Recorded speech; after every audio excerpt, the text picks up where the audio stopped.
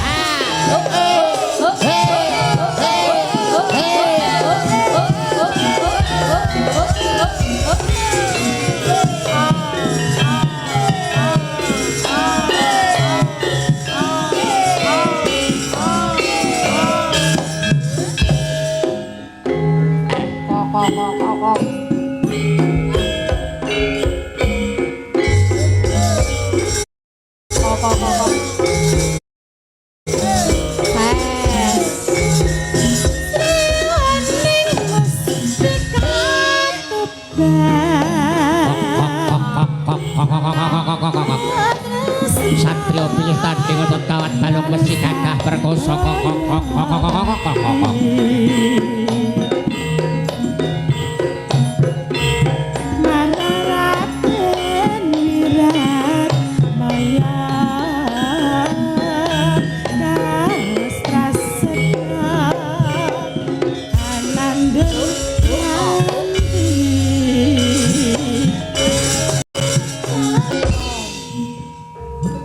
Wirat Maya Putra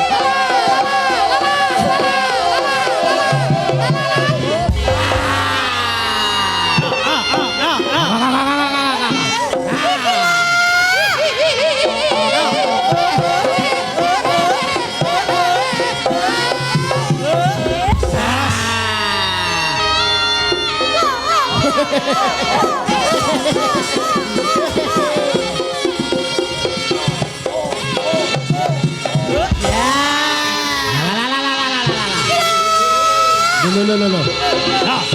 Dadi.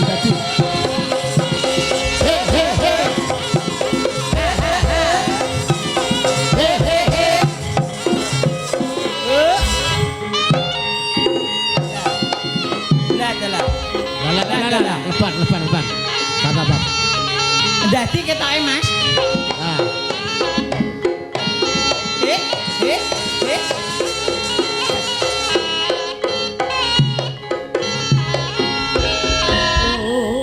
Wah.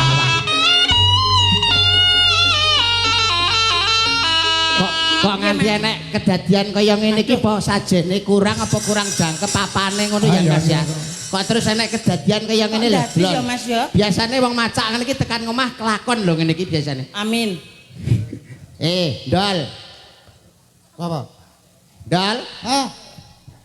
Iki sapa? Iki sapa ta iki? Nyuruh sapa? Kowe kan mondol ta? Sapa iki motor? Kowe. Aku tutup motor. Lah, kowe iki lho sapa? Aku sing bau reksa bumi kene. Anu aja ganggu gawe karo Mas Ndak Mondol ya mulai, Mas ndak ya. mulai, Mas. Ndak Awakmu mulai ya. ndang mulih ya. Aku ora mulih. Loh, kok malah aku? Kowe lho maksudnya ndang anu ya aja ganggu gawe Mas Mondol ya. Ngalih saka jiwa regane Mas Mondol. Ndang ngalih. Apa? Ngalih. Iya. Ngalih kok nganggur. Lah terus Lah piye? terus piye njaluk apa? Ya aku njaluk ijal. Ijale apa? Ijale apa? Anu dupa, Kembang. kembang, Menyan. Wis kulino. Lah apa? Duit. Aku Lah sing mbok jaluk iki sapa? Sing bejaluki sapa? iki wis tak catet nang kene. Walah setan ki persiapan. Sapa? Oh, setan ki persiapan. Bapakmu Yamin, juragan bakso Sidoarjo. Oh. 300.000 wae. Lah kok akeh men iki lho. Setan kok njawa dhuwit. Kene endi wonge? Karo diwaca ta sapa kuwi Ah. mau? Kene lho metune, kene lho ben cedhak saka kono lho. Pamoh Samin. Oh, setan ki matane ya ora ketok bae. Bapak Moh Slamin, Bapakmu Samin, juragane bakso Sidoarjo. piro Mas? 300.000. Kok akeh men lho, kok gak mbok genepi 500. Engko ditambahi liyane. Terus apa neh? Terus apa neh? tak golek dalan matane. Lah kok Terus setan kok iso Bapak Slamet Nadi. Bos rumah makan Wahyu Gresik 200. Niki Pak Amin. Terus apa neh? Terus sing wis dadi corek, engko nek kleru. Bapak Darminto juragane Lombok Samarinda Piro? 200. Mosok kok Samarinda kok 200. Bapak Pujiono juragan iwak laut Tuban 150. Kok saiki men Kok saiki? Sapa juragan neh? iwak. Terus Bapak Amar Sunaryo pengusaha paving beton Piro? 100. Jak apa 100 Kok ming 100? badine sithik. Bapak Amar wis nimbali awake dhewe rene sithik ae. Sing akeh ben liyane. Lah kelen enak ki lho. Iki setan kok kaya kotak amal ya. Pak Bupati Apa? Ora. Kowe tak Bupati ora. Kuwi takku lho. Iya lho. Aja rono-rono Sing ning lho. catetan kuwi ae lho. Sing catetan kuwi wae rasa teko ndi. masa Pak Bupati yo gak izin. Wis Bupati wis maringi. Wis. Ngono lho. Nah, Wong liyane maringi masa Pak Bupati gak nek aku bupati ini izin. wis darine. Wis. Wis darine. Iki konggone Pak Arsono Jakarta. Nah, Nggo pijet. Nggo pijet. Wis, ndang mari. Lehmu kesurupan ndang mari kono bali. Aku nang kene ae. ndang rene kok iso. Ndang rene. Mah, aku nang kene ae. Lah nyapa? Akeh kene karo kono. milih nang kono lho. Karo nunggu nggone Pak Bupati.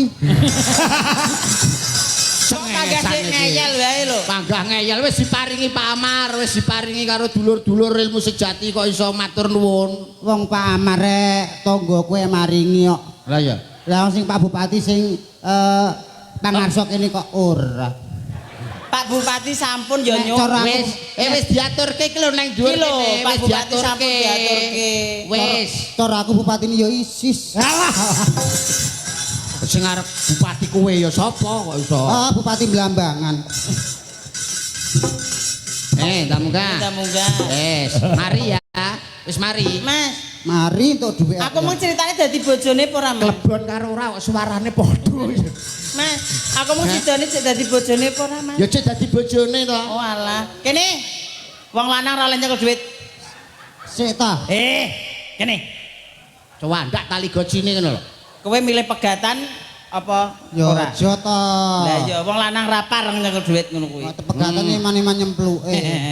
Nah, enak. Enak ya, Mas? Heeh. Dindum awake dhewe wong loro. Ya, Sampeyan klebon kene kan aman. sampean kan kanca baikku. Ya. Tak paringi 1. Matur nuwun. 2. Ya. 3. Pak Kangko serahin dalang. Pak Kangko. Dipun hitung. Mangga 1 2 3. 2 Wis. 3. Wis. Nah, wis 50 ae. Aku sing rekoso ngemis bakat 50. Wong lanang ra pareng karo bojo kok iso. Wong lanang ra pareng Kowe nyekel nek duit. dipegat piye? Kowe nek dipegat piye? Lah nek ming bagas 50 luwung pegatan ae aku. Pegatan ya pegatan ore, pegatan. Malah beneran itu Duit tak oke. bawa. Oke, masa gak balik? Kembali wong pegatan kok. 35-an.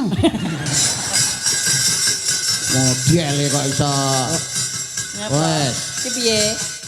Ya Kene klumpuk nek klumpuk nek kene. kene. Nah, Iki ndung karo kanca-kanca. diparingke Kok ben aduh. fakir miskin yatim piatu sing berhak nampa. Lah sing nampa sapa? Bojoku. Alah. Oh, bojomu yatim piatu. Bojomu to? yatim. Bojoku ya yatim piatu ya fakir miskin. Yo. Kok iso? Wong wis ganti Pak Mbok kaya yatim penatu. Yatim piatu. Wis. Ngaturke tetembangan. Nggih, niki mbok pilih wonten pamundutan malih. Nggih. Menika didusul penggemar berat Dujo Laras Indonesia Mbak Mano Mas Yudo. Nggih. Menika saking Mbah Pir, bapakipun Mas Nopek Nopian komedian saka ing Pilang Kenceng. Katur dumateng menjane Bapak Anom Dwi Jokangko. Nggih. Warga Pilang Kenceng nyuwun gending bisa tresna. Nah. Kula titip Pak Dalang apa iki? DP apa iki? 200.000 nggih. Kangge genduk Angelia. Wah, nggih. Genduke. Nggih, Angelia niku pengendang wedok niku lho. Nggih, niku sing bunang pengendang iki. Oh, Mbah Pir iki kok ya semer mawon. Menika nggih mirsani Mbah Pir. Nggih, Bapak ya mirsani. Nggih. Jan Mbak Angel payu 200. Ya. Sindek apa jenenge wiyaga kuwi do payu kokno. Nggih, alhamdulillah. Nggih. Mak asal jenenge Angel kuwi payu 200, Mas Ardi kuwi ya wis enek sing transfer 500.000. Ya, Mas Ardi. ya. Kembarane mondol iki. Sapa? Mas Aji. Ardi. Mas Ardi. Mas Arji to Ha. kembarane mondol. Weh, kok iso? Lho. Wajahnya mirip. Wajahnya kan mirip. Apa wis eroh? Apa wis Mas Ardi sing ndi kok mirip-mirip nih? Lah kuwi lho. Mosok nek kono ra ro. Sing Sing ndi? endi to? Kuwi lho. Tanganmu ki mandek Tangan kok. nyerahin kok iso. Cek golek sinyal. Sinyal untumu yo. Halo. Kae lho sing kalau Lah ya kok terus balik rono. ora ngerti ya kok. Mbak pilih wonten pamundutan Niku wau bisa tresna. bisa Tresna. Ah. Eh, Ugi menika saking memantau saking Singapura nyuwun lagon inggih menika Ula Tampar. Nah, saking Mbak Tia Murti. Assalamualaikum warahmatullahi wabarakatuh. Waalaikumsalam. Wilujeng dalu Pak E so Mamah Dwi Kurniawati.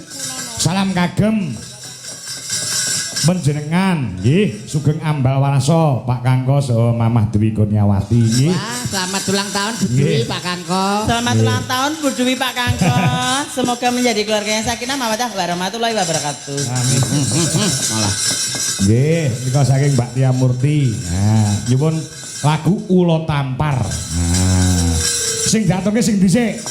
Manut. Manut nggih. Nggih. Nah, Ulo Tampare luwih dhisik. Sinten? Sing Nyuwun semantenipun Bu Dewi Kurniawati kelawan Mbak Retno Dumilah. Ya, mungkin bar menika Wisa Tresna saking Mbah Pir. Nah, ayo, kaya ngapa? Nah. Nggih. Ugi menika Mas Ngadinu Pondok Ungu Jakarta ugi monitor. Nah, nggih. Monggo aja digarap gamelan Bali Mas Yudo. Siap. Oke. Yo, sing nganggur melu nabuh nggon balungan. Ya, Pak Pung iso nabuh nggon balungan kuwi nggon gamelan Jawa men gumuntang suarane. Wah ya, turah-turah ya gone, heeh. Ya. Yo, nyidra asmara garap gamelan Pulau Dewata. Yuk, dados.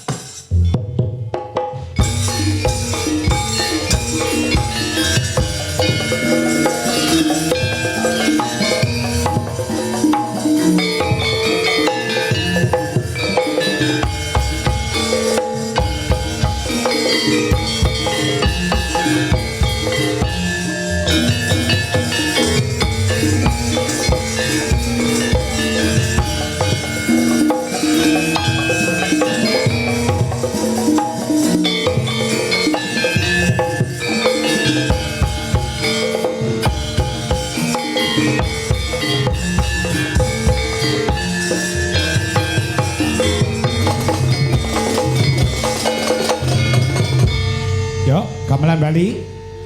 Seneng nyanyi nak kene karmarisan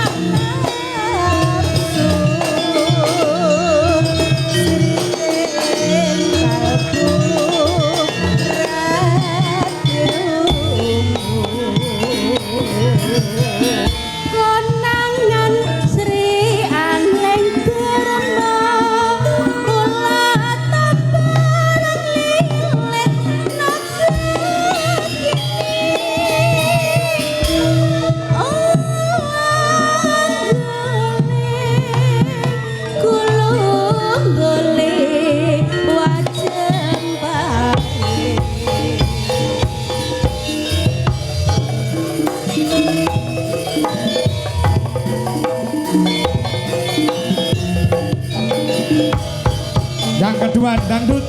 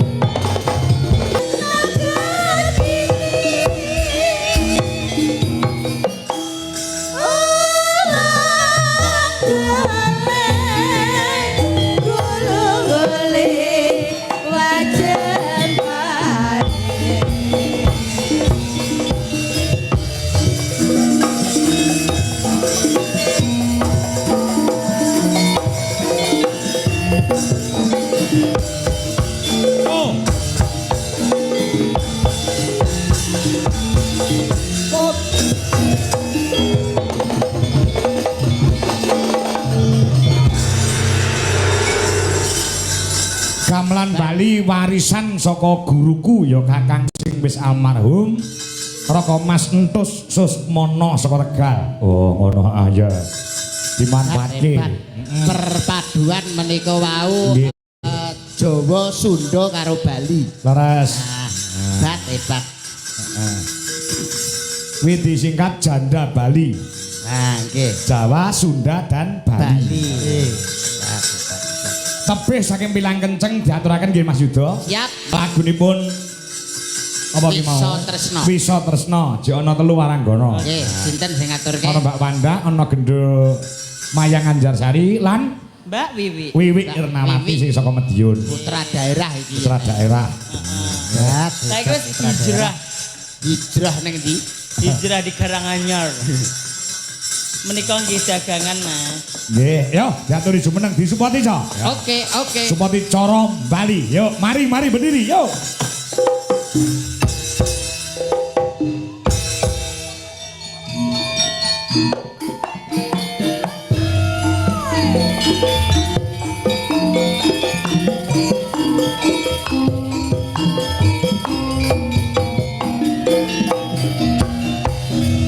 Mari kemari masih dendam berdiri menyanyi sambil menari yang mana lagi tetap mari kemari masih dendam berdiri menyanyi sambil menari yang mana lagi sampai pagi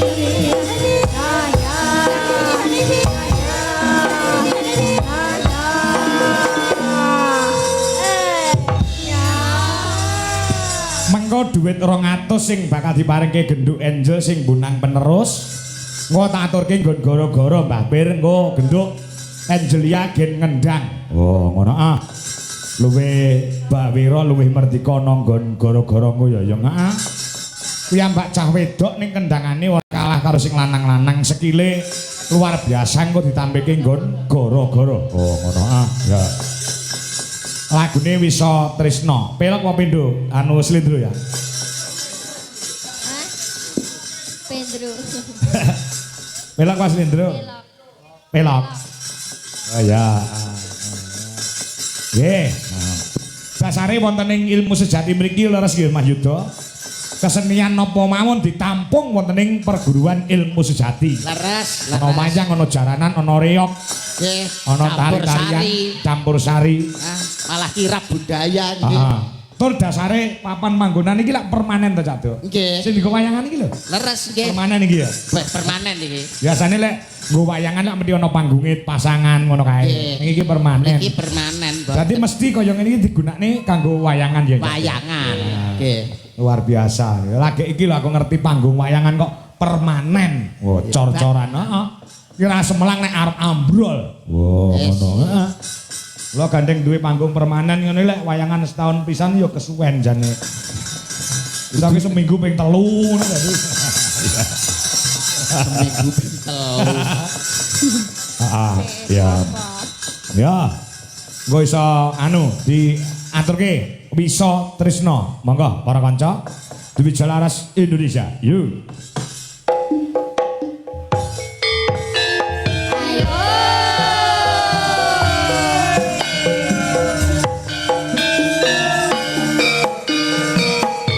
Masih bersama Dwi Jalaras Indonesia.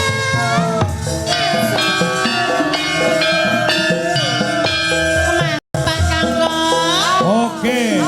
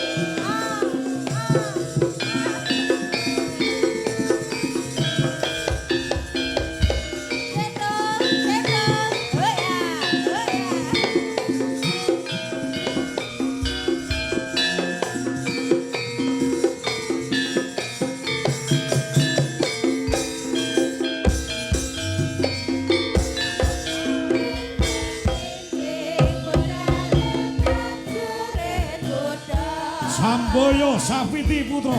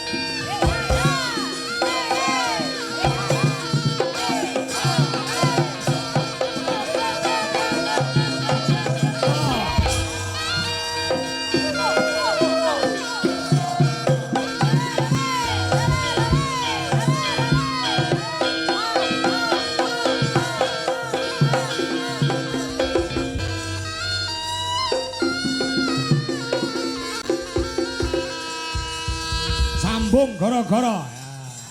Meski kudu eling sajroning urip